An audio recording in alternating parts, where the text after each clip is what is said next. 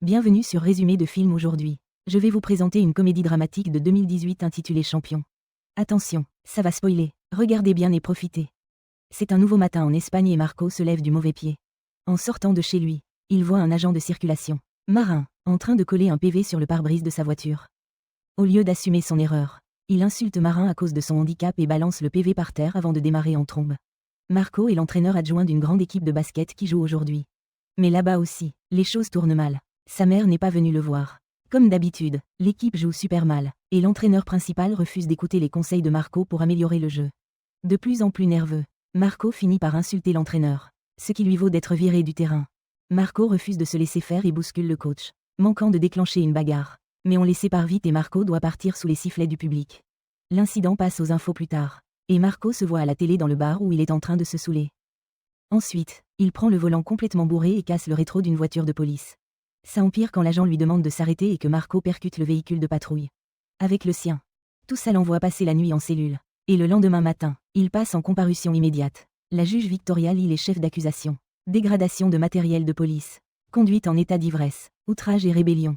Marco conteste la moitié des faits. Ce qui énerve la juge, qui est à deux doigts d'ajouter outrage à magistrat à la liste. Comme sanction, il devra payer tous les dégâts. Et son permis est suspendu pendant 2 ans. Il devra aussi faire 3 mois de travaux d'intérêt général. Sinon c'est 1 an et demi de prison ferme. Une fois le procès fini, Marco retourne au boulot, mais il apprend qu'il est viré. Son attitude posait problème depuis un moment et là, c'était la goutte d'eau. Le lendemain, Marco découvre sa mission de TIG. Il va devoir entraîner une équipe de basket composée de joueurs souffrant d'un handicap mental. Encore une fois, Marco proteste et utilise des mots très offensants pour parler d'eux, ce qui lui vaut d'être encore moins bien vu par Victoria. Plus tard, alors qu'il en parle à sa mère Amparo, elle l'empêche de boire du vin comme s'il était un gamin incapable de se gérer. Quand Marco reçoit un appel de son ex, il l'ignore, mais Amparo aimerait bien qu'il se réconcilie parce qu'elle en a marre d'avoir son fils de nouveau sur le dos à la maison. L'ex de Marco s'appelle Sonia. Elle travaille dans un magasin d'uniformes et rêve d'avoir ses propres enfants dès qu'elle croise un gosse dans la rue. Le lendemain, Marco se rend au centre social où il va bosser, et l'endroit est plutôt délabré. Le directeur, Julio, est honoré d'accueillir une telle figure publique et lui explique que son équipe n'en est pas vraiment une parce que les entraîneurs finissent tous par démissionner. Il croit aussi que Marco est bénévole et qu'il est un ami de Victoria, dont le neveu fait partie de l'équipe. Marco prévoyait de ne faire qu'1 heure par semaine. Mais quand Victoria appelle pour vérifier que tout va bien, elle le dispute parce qu'il fait le strict minimum. Il n'a donc pas d'autre choix que de passer à 2 entraînements de 2 heures le mardi et le jeudi. Plus les matchs le samedi. Après ça, Marco rencontre les membres de l'équipe. Juanma, Sergio, Jesus, Benito, Fabian, Roman, Manuel, Paquito, le neveu de Victoria, et Marin, l'agent de circulation. Roman est un bon joueur qui montre vite à Marco qu'il assure. Mais les 8 autres sont une catastrophe totale. Ils ne comprennent pas les consignes directes car ils prennent tout au pied de la lettre et partent dans des débats absurdes. Ils savent à peine tenir un ballon. Benito, par exemple, essaie sans arrêt de tirer depuis l'autre bout du terrain en regardant ailleurs.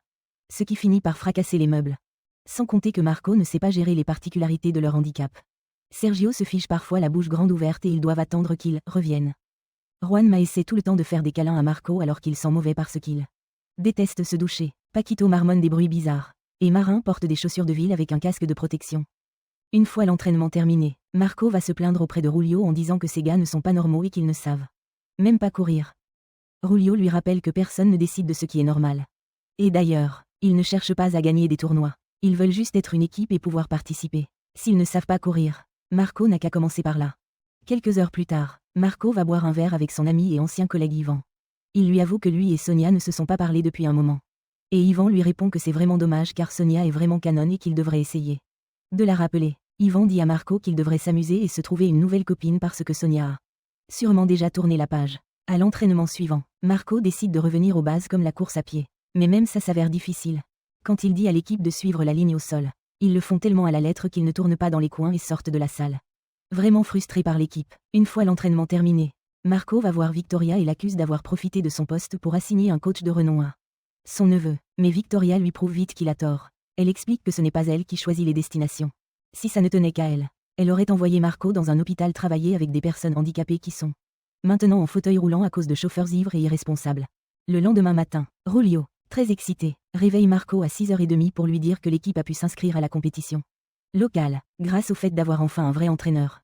Pendant ce temps, Ivan fait semblant de croiser Sonia par hasard alors qu'il est en fait là exprès pour lui parler. Il est un peu déçu d'apprendre que Sonia ne se souvient pas de lui. Mais il s'en tient à son plan. Il lui raconte tout ce qui se passe dans la vie de Marco. Puis lui propose de boire un verre sous prétexte qu'il est là pour la réconforter. Sonia n'accepte d'aller au bar que samedi, le jour où Ivan sort d'habitude avec Marco. Et elle demande à Ivan de ne pas dire à Marco qu'elle sera là pour qu'il ne puisse plus l'éviter. Cependant, Ivan veut être seul avec elle. Alors il envoie un message à Marco pour annuler. Entre ça et un mauvais article sur lui dans le journal, Marco se sent plutôt seul. Alors il fait de son mieux pour se concentrer sur l'entraînement pour le tournoi car il déteste perdre. Sergio finit par casser les lumières. Mais au moins l'équipe commence à mieux comprendre les instructions de Marco maintenant. Après l'entraînement, il parle en privé à Roman, lui disant que l'équipe est pathétique mais que lui n'est pas comme les autres. Roman prend mal ses paroles et part sans rien dire, sans même laisser Marco finir ce qu'il a à dire. Plus tard chez lui, Marco fait semblant de dormir pour éviter les questions de sa mère. Mais elle s'approche quand même juste pour vérifier s'il a bu. Amparo lui dit qu'il devrait plus se soucier de son équipe et lui rappelle que son ancien coach d'école ne croyait pas en lui non plus. C'est pourquoi elle était allée lui parler et lui avait mis une gifle. Marco est choqué d'apprendre ça et comprend maintenant que c'est la raison pour laquelle il a été expulsé de l'équipe. Mais Amparo insiste sur le fait que c'était parce que le coach ne voyait pas son talent. Ce que Marco trouve ironique car elle ne l'a jamais vu jouer de sa vie. Petit à petit, les séances d'entraînement commencent à s'améliorer. L'équipe peut au moins manipuler le ballon correctement. Roman n'est cependant pas venu. Et Marco est contrarié d'apprendre par Julio qu'il a quitté l'équipe. En se plaignant encore de l'équipe, il voit Benito monter sur un scooter et conduire parfaitement. Ce qui le surprend. Julio lui rappelle qu'il ne doit pas juger l'équipe sur leur handicap car ils ont tous une vie et sont capables de plein de choses. Benito vit seul et travaille dans un restaurant. Fabian travaille comme jardinier et prend grand soin des plantes. Jésus est un mécanicien qui prend même des apprentis et a son propre groupe. Piquito et Sergio travaillent à l'emballage dans des usines. Et Wama travaille dans un refuge. Mais ce n'est pas pour ça qu'il sent mauvais. Il a failli se noyer enfant. Alors maintenant il a peur de l'eau. Pendant ce temps, Sonia continue de supporter les jérémiades éternelles de ses collègues. Aujourd'hui, il se plaint de sa sœur, qui voulait lui emprunter sa caravane. Mais il a refusé car il est sûr qu'elle la casserait. Pourtant, il admet qu'il la prêterait un jour à Sonia car il sait qu'elle ne la demanderait jamais. Le jour de leur premier match de tournoi arrive enfin. Et Marco doit faire un gros effort pour faire comprendre à l'équipe qu'ils doivent porter l'uniforme bleu, pas le rouge. Au final, Sergio et Jésus sont quand même en rouge. Et Benito ne vient pas parce que son patron n'a pas voulu le laisser partir plus tôt et continue de le traiter comme de la moins que rien. Il y a divers pépins pendant le match et Marco devient jaloux du coach de l'autre équipe parce qu'il les dirige avec de vrais termes de basket. Alors il commence à faire pareil. Marin lui fait alors remarquer qu'ils comprennent mieux quand il leur parle clairement et directement. L'équipe finit par perdre, mais au moins il ne se tape pas la honte. Après le match, Marco va à son bar habituel et est surpris d'y trouver Ivan. Alors qu'en théorie, il ne pouvait pas venir. Sonia arrive peu après 2 heures. Et Ivan les laisse parler en privé. Elle s'inquiétait pour Marco car il ne répondait plus à ses appels et Marco finit par avouer qu'il avait peur de lui parler. Il a quitté leur maison parce qu'il voulait partir selon ses propres conditions au lieu d'attendre qu'elle ne le mette dehors. Pour le virer, Sonia ne comprend pas pourquoi il a cru qu'elle ferait ça alors qu'elle l'adore. Mais après un moment de tendresse, la vérité finit par éclater. Quand Sonia dit qu'elle veut un bébé avec son regard, il s'énerve car il croit qu'elle lui met la pression, alors qu'elle sait très bien qu'il ne veut pas d'enfant. Elle le traite de Peter Pan qui fuit ses responsabilités et refuse de grandir. Et en retour, Marco la traite d'actrice ratée qui ne sait que bosser dans la boutique de sa belle-mère. Blessée, Sonia quitte le bar et refuse de répondre à ses appels plus tard. Marco se concentre sur l'entraînement de l'équipe, qui progresse bien. Ils arrivent enfin à se faire des passes sans galérer. Un après-midi, il trouve une souris sous la douche et Juanma veut que Marco la sauve. Au lieu de ça, Marco lui rappelle que c'est lui l'expert en animaux et le seul à pouvoir l'aider. Alors il force Juanma à aller sous la douche malgré sa peur. Juanma finit par s'y habituer et utilise même du savon, admettant qu'il aime bien se laver. Une fois propre, Marco accepte enfin un câlin. Alors que leur premier match était chez eux. Pour le suivant ils doivent se déplacer. Mais le centre social n'a pas de transport. Donc ils vont devoir prendre le bus. Ce jour-là, ils rencontrent aussi la remplaçante de Roman, Calantis, une petite avec un sacré caractère. Elle est brute, jure tout le temps et ne tarde pas à dire que Marco est un rabat-joie. Une fois de plus, Benito n'a pas pu venir car son patron a refusé de le libérer. Et pendant le trajet, Juanma s'occupe en chantant, ce qui agace tous les autres passagers.